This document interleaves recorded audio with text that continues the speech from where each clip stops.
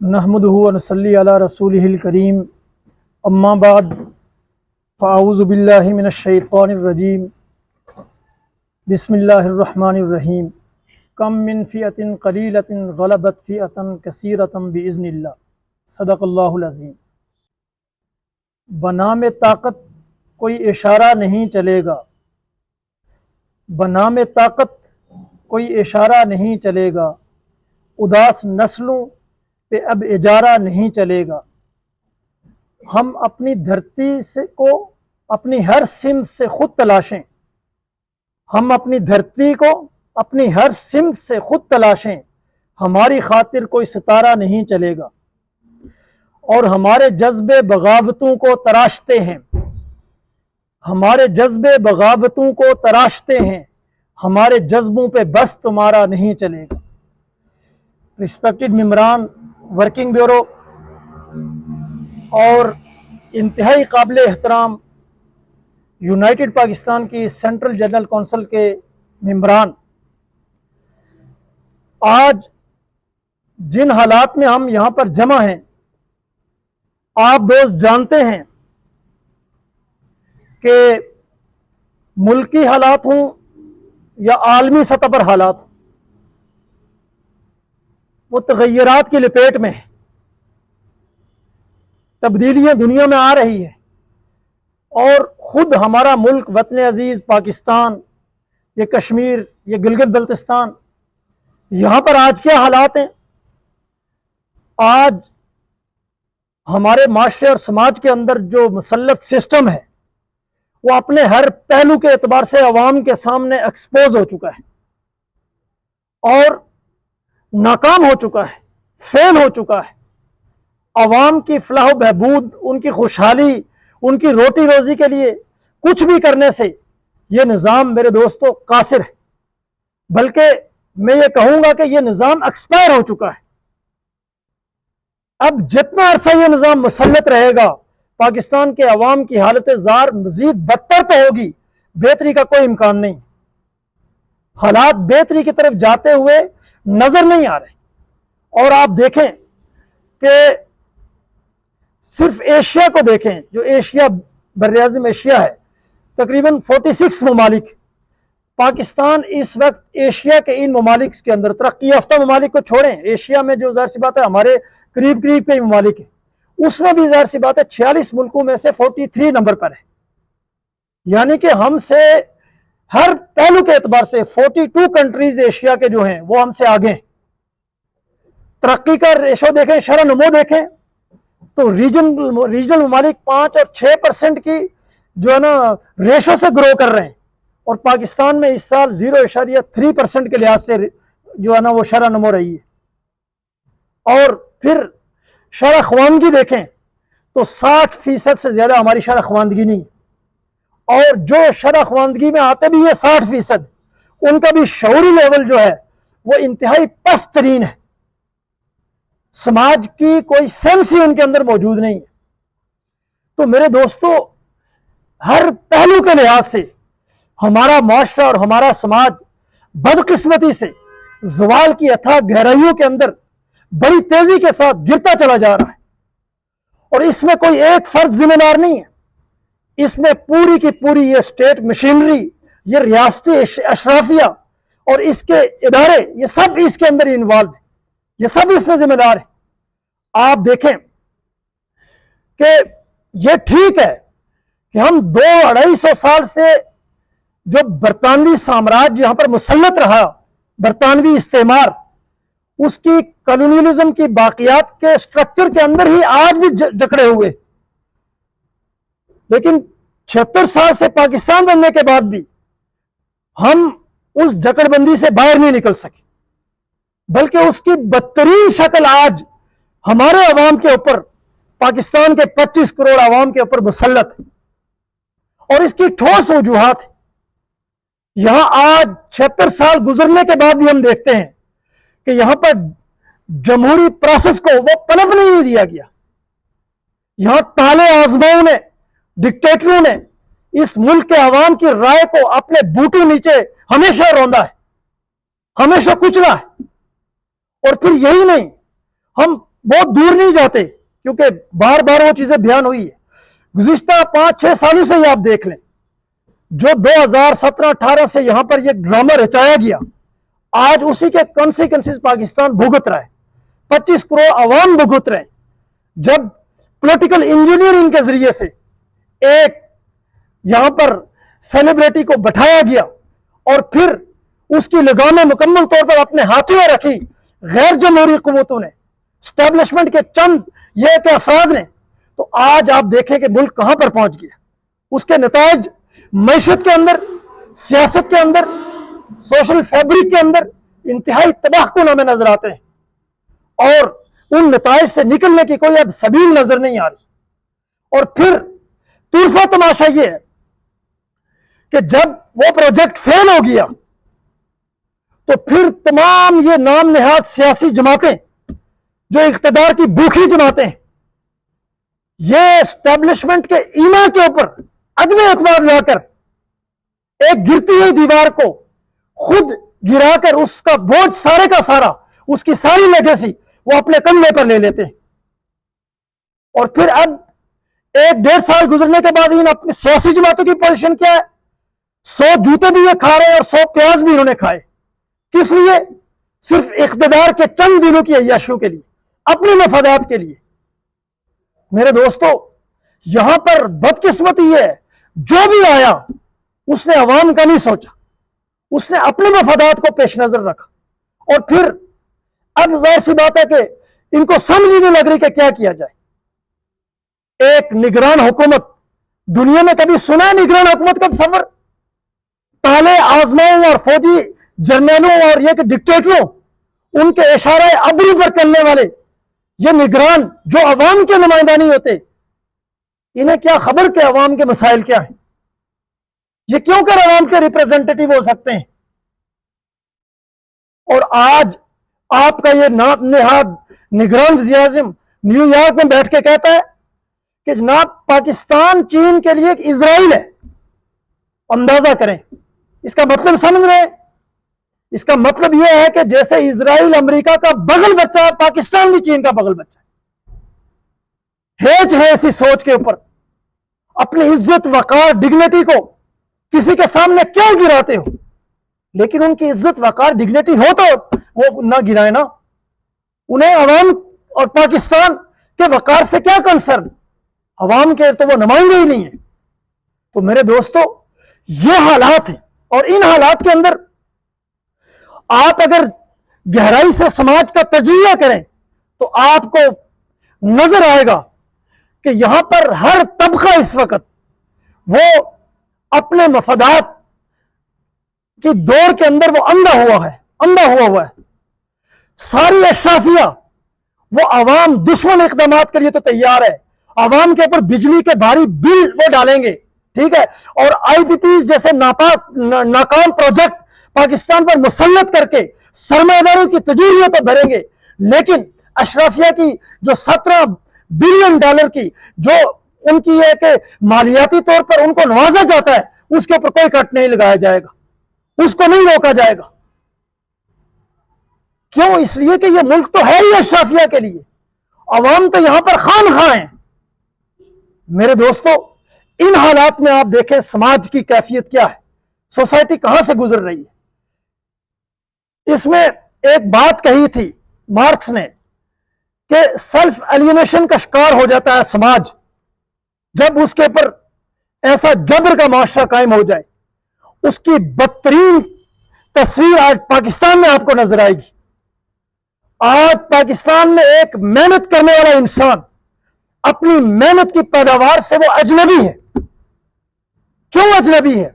اس لیے کہ محنت کی جو پیداوار جو اسی کے وجود کا مادی ایک اظہار ہوتا ہے, اسی سے جو ہے نا ابسٹریکٹ ہو کر ایک شکل, ایک یہ کہ جنس کی صورت میں وہ بنتا ہے, اس کے اوپر اس کا کوئی اختیار نہیں. وہ اس کا مالک نہیں ہے. اس کا مالک کون ہے؟ وہ سرمایہ دار ہے, وہ مٹھی بھر طبقات ہیں. تو نتیجہ یہ ہے کہ وہ اپنی ہی تخلیق, اپنی ہی پیداوار, اس سے وہ ایلینیشن کا شکار ہو جاتا ہے, اس سے وہ بیگانہ ہو جاتا ہے. اور جب وہ اپنی تخلیق سے, اپنی پیداوار سے ہی بیگانہ ہوتا ہے تو پھر وہ پیداواری عمل کے ساتھ بھی بیگانہ ہو جاتا ہے. आपने देखा हमारे माशरे में कहा जाता है जी ये मजदूर जो है कामचोर है, मेहनतकश कामचोर है। कामचोर नहीं है। अगर कामचोर होते तो इन्हीं मेहनत कशों की मेहनत के नतीजे में आज इंसान सितारों और सैयारों पर कुनंदे डाल रहा है, वो भी मेहनत कशी है। तो वो मसला क्या होता है? मसला ये है कि मेहनत कश को, मजदूरी करने वाले को, और ये कि अपने हाथों से कमाने वाले को पता होता है कि जब मैं जाऊंगा फैक्ट्री और मिलों के अंदर, कारखानों में मुलाजमत करूंगा, जॉब करूंगा, मेहनत करूंगा, तो उसका सिला तो मुझे मिलेगा नहीं।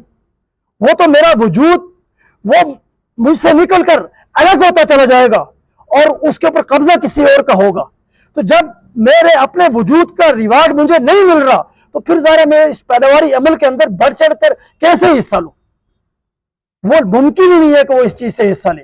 और जब वो पैदावारी अमल से बेगाना होता है तो मेरे दोस्तों फिर वो फर्द, वो इंसान के जो जौहर है, नौ इंसानी का जौहर, जो तख्लीकी सरगर्मी है उसकी, शऊरी तख्लीकी सरगर्मी, वो उससे भी बेगाना हो जाता है।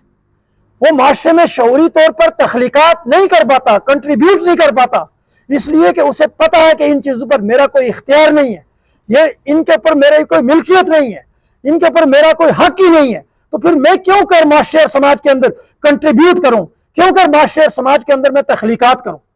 तो नतीजा यह है कि उसके तख्लीक के सरचश में उस समाज के सोते जो हैं वो तख्लीक के सोते वो खुश्क हो जाते हैं, वो बंजर हो जाते हैं, वो वीरान हो जाते हैं। और फिर इससे भी आगे बढ़कर कि जब इंसान इस सारी सूरत हाल से दो चार होता है तो फिर इंसान इंसानों से अजनबी हो जाता है, बेगाना हो जाता है। आज आप शहरों और गलियों और मोहल्लों में जाएं, आप देखेंगे करोड़ों इंसानों में भी अगर आप खड़े होंगे आप अपने आप को अजनबी फील करेंगे। हर चेहरे के अंदर एक अजनबीयत होगी और यह कि हर चेहरा एलिनेशन से दो चार होगा।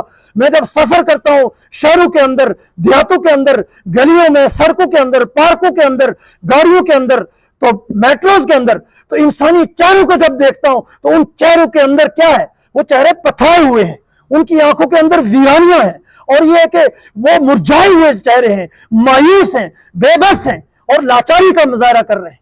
और ये है कि वो इर्द गिर्द की दुनिया को वीरान खोखली निगाहों से देखते हैं। मेरे दोस्तों, इंसान को इस पस्तरीन मुकाम तक किसने पहुंचा दिया है? वो इसी सरमायादारी निजाम ने, इसी सिस्टम ने जो हमारे ऊपर मुसल्लत है। मेरे दोस्त, तो ये बदतरीन एलिनेशन ये समाज, ये सिस्टम हमें दे रहा है। ये जो हमारे यहां इंडिविजुअलिज्म पैदा होता है, जात की फलाह का तस्वर पैदा होता है, इनफरादी नेकियों का तस्वर पैदा होता है, ये सारे का सारा एलिनेशन ही का एक मुख्तलिफ इजहार है। मेरे दोस्तों, हम अपनी जात से अजनबी हो चुके हैं, बेगाना हो चुके हैं, ठीक है। और फिर इसके नतीजे में जो सबसे बड़ा इंसान उसके साथ यह कि जुल्म होता है कि इंसान नेचर से, फितरत से उससे अजनबी हो जाता है।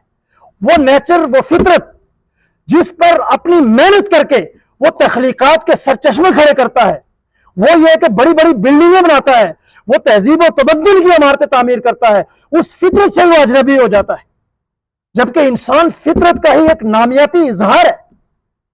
तो मेरे दोस्तों, ये बदतरीन कैफियत ये समाज पैदा करता है। इसलिए शाह वलीउल्लाह ने फरमाया था कि इंसानियत के इज्तिमाई अखलाक उस वक्त बर्बाद हो जाते हैं जब किसी जबर से उनको माशी तंगी में मुबतला कर दिया जाए। और शाह इसहाक देलवी ने फरमाया था कि बुरी इक्तिसादी हालत और तबाह मईशत जिस्म और रूह दोनों को तबाह कर देती है।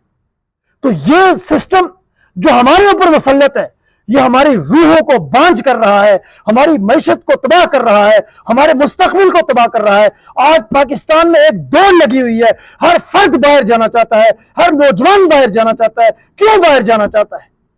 क्यों दुनिया के दूसरे मुल्कों में जाना चाहता है? वहां जाकर वो स्वीपर भी बन जाएगा, वो टैक्सी भी चला लेगा, लेकिन पाकिस्तान से फरार चाहता है। क्यों? इसलिए कि हमने इस माशरे में वो हब्स पैदा कर दी है, वो घुटन पैदा कर दी है, वो जबर पैदा कर दिया है कि यहां पर सांस लेना तक महाल हो चुका है। मेरे दोस्त, तो ये हालात हैं। इन हालात को हमने क्या करना है?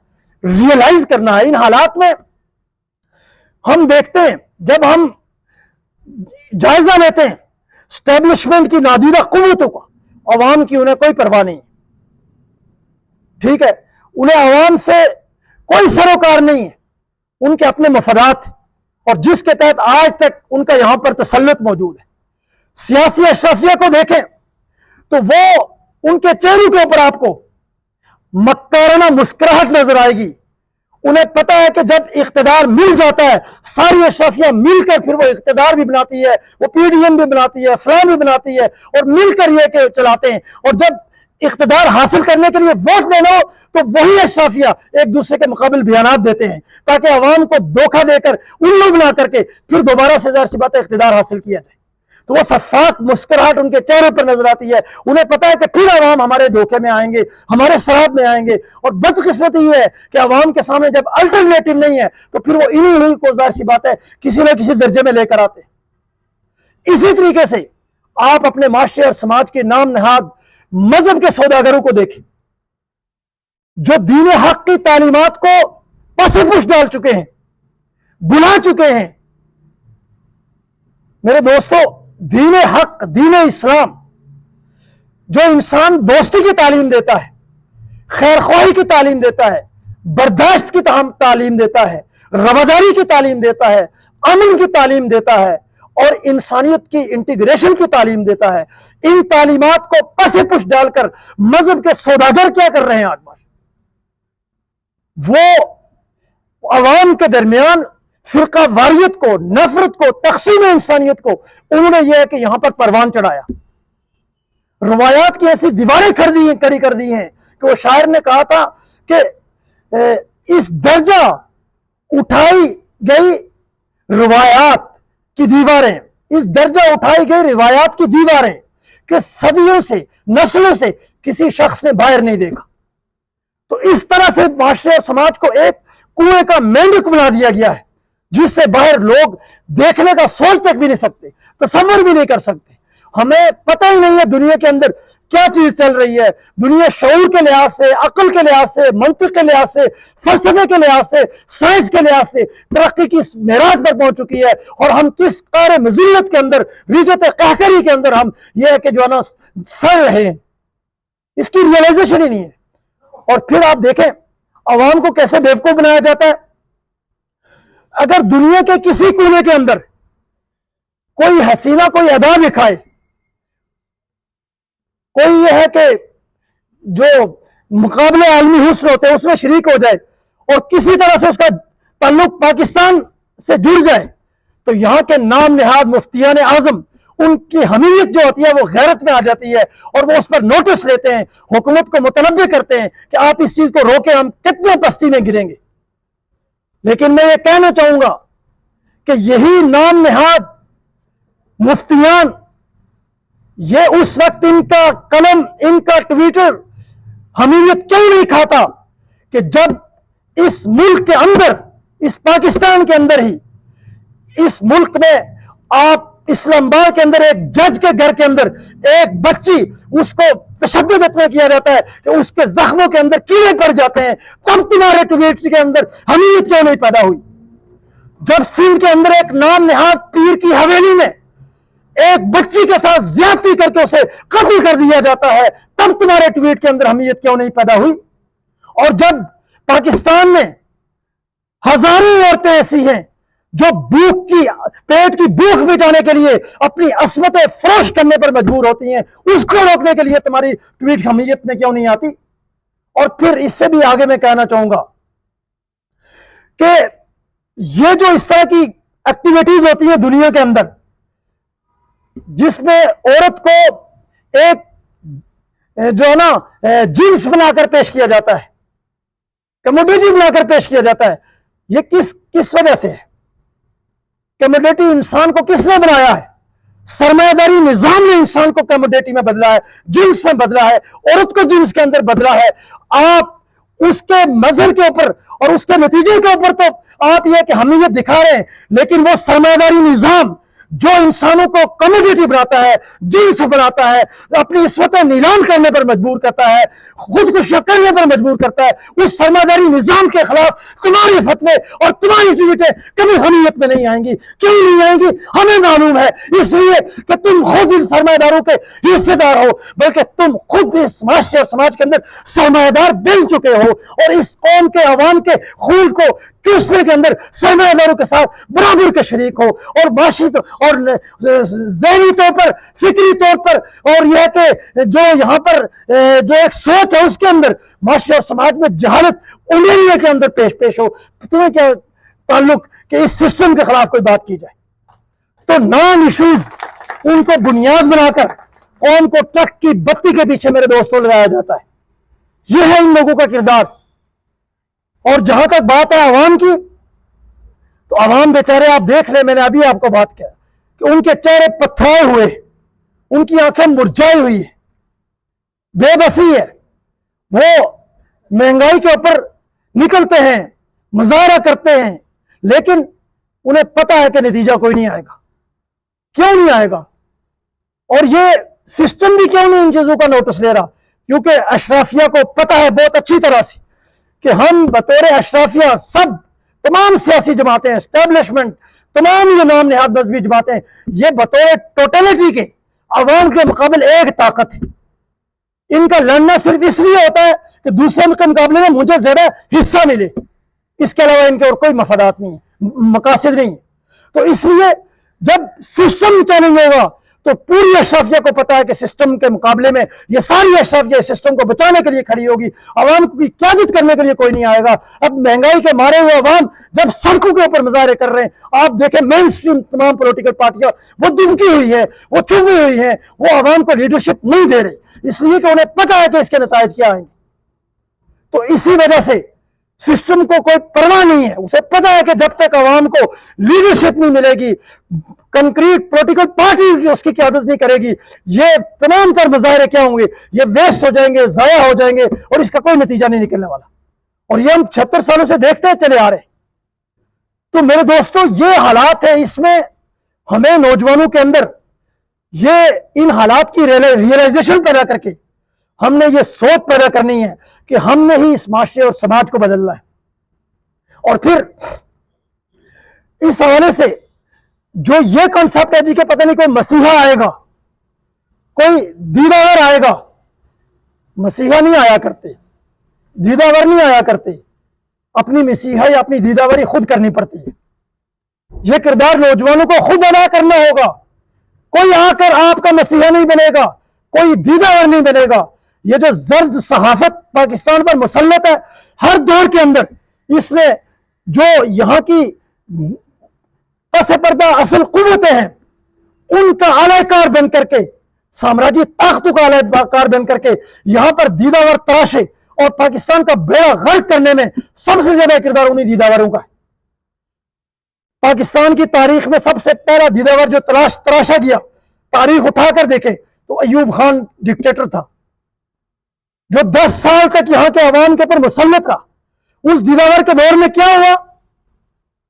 پاکستان امریکی سامراج کا باقاعدہ طور پر اڈا بنا، سیٹوں اور سنٹوں کے بدترین ماضی اسی دور کے اندر ہوئے، اور پاکستان کے عوام کو کانوں کان خبر تک نہیں ہوئی۔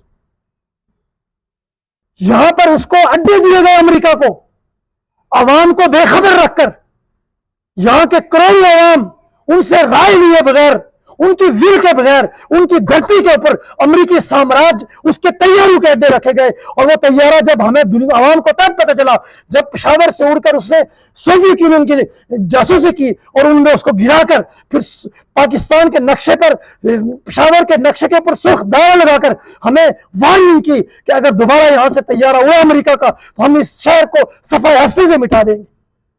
یہ ہے جو ان دیداوروں کا کردار جنہوں نے پاکستان کی قومی حمیت کو، قومی آزادیت، خود مختاری کو سامراج کے قدموں تلے پھینک دیا اور اس کی غلامی کو قبول کیا۔ اس غلامی کی قیمت پر میرے دوستو جو نام نہاد معاشی ڈیولپمنٹ ہے اس کی کیا حیثیت ہے؟ یہ تو سامراجی طاقتیں ہمیشہ وہ لولی پاپ دیتی ہیں اپنے ایجنٹوں کو، تاکہ وہ عوام کو یہ کہ وہ لولی پاپ دے کر ہماری غلامی کی شرائط ان کو زیادہ سے زیادہ سختی کے ساتھ عوام کے اوپر مسلط کر سکے۔ اور پھر اس کے بعد اگلا دیدہ ور کون آیا؟ اسلامی آئیڈیالوجی کا چیمپئن بن کر ایوب یحییٰ خان۔ اور اس کا اسلام سے کیا تعلق ہے؟ وہ تو دنیا و ما فیہا سے بے خبر انسان تھا۔ اور پھر اسی کے تسلط میں ایوب خان کے 10 سالہ آمریت کے دور اور یحییٰ خان کی آمریت کے دور میں، اس کے نتیجے میں پاکستان 2 ٹکڑے ہوا، بنگلہ دیش ہم سے الگ ہو گیا، پاکستان تقسیم ہو گیا۔ میرے دوستو، اور پھر کمال دیکھیں میڈیا کا اور انجینئرنگ دیکھیں کہ جس کے پاس تمام طاقت، قوت اور اختیار ہے، جو وقت کا ڈکٹیٹر ہے، جس کی ڈکٹیٹرشپ میں جو نام نہاد صدر بنا ہوا ہے، اس کی صدارت میں پاکستان ٹوٹتا ہے، الزام کس پر لگایا جاتا ہے؟ بھٹو پر۔ اس سے بڑی زیادتی اور کیا ہوگی؟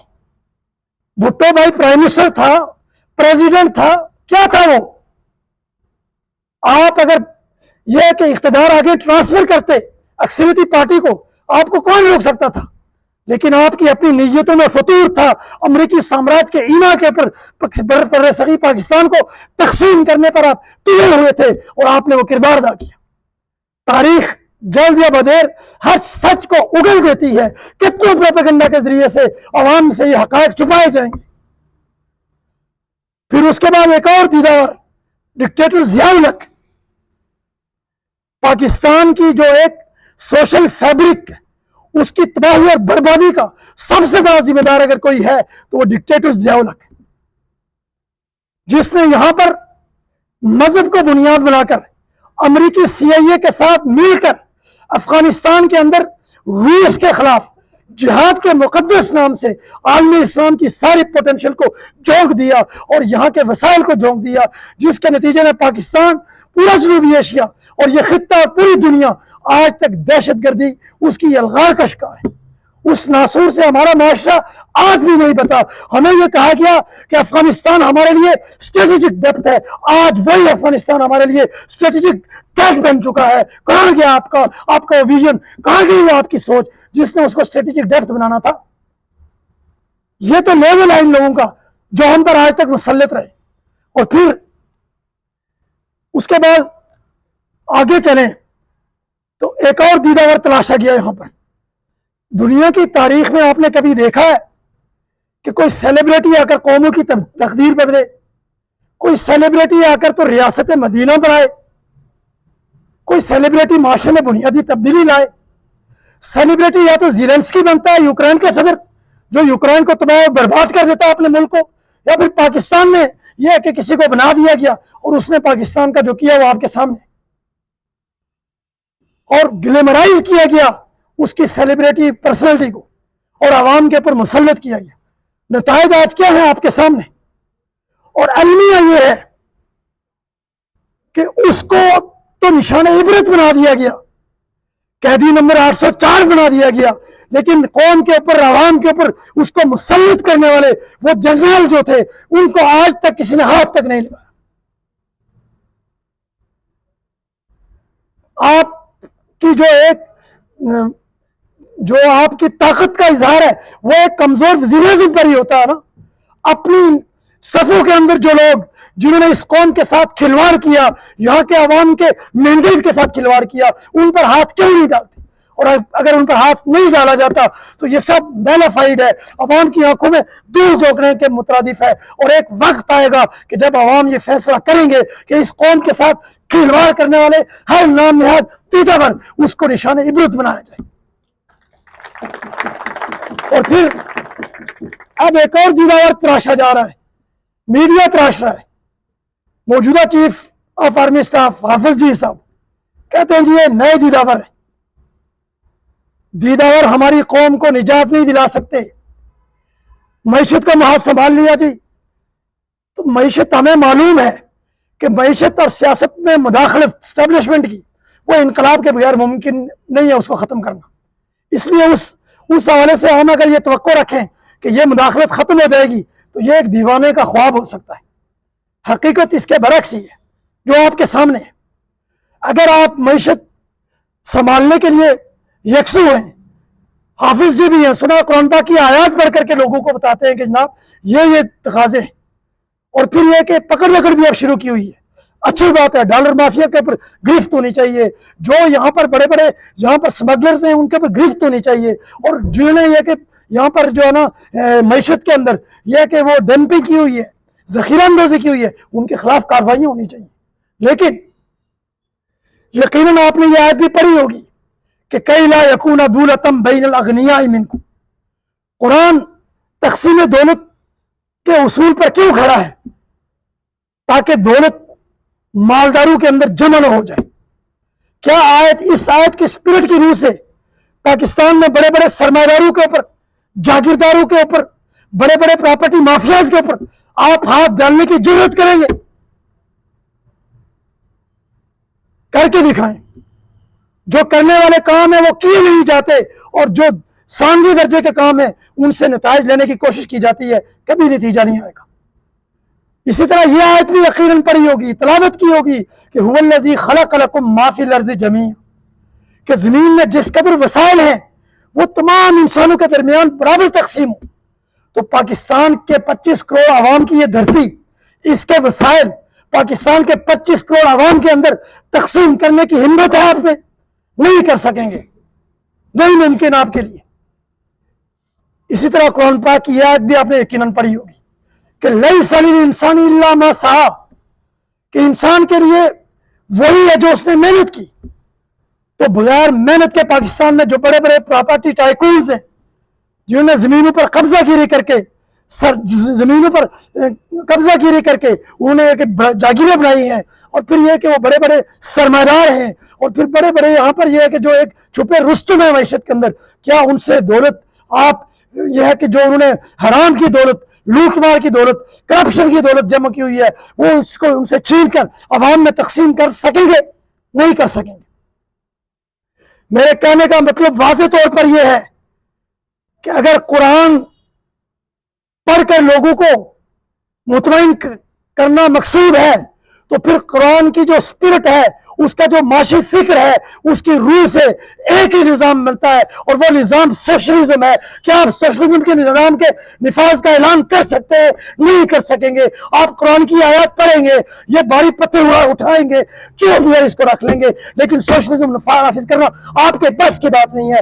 اس لیے نہیں کہ ہمیں آپ کی نیت پر شک ہے, ہمیں آپ کے اخلاص پر شک ہے, اس لیے کہ فرد واحد نظام کے مقابلے میں کبھی بھی کامیاب نہیں ہوتا. تاریخ یہ بتاتی ہے, ہمارا اپنا ملک یہ بتاتا ہے, اور یہ کہ اس کے خلاف فرض اٹھے گا جتنے بھی مخلص ہوگا, الٹیمیٹ ناکامی اس کا مقدر ہوگی. جماعتی سسٹم کو بدلے گی, جماعتی اس نظام کو بدلے گی, اور جماعتی قرآنی فکر پر حقیقی معاشرے نظام قائم کرے گی, اور انشاءاللہ یونائٹڈ پاکستان یہ کردار ادا کر کے دکھائے گی.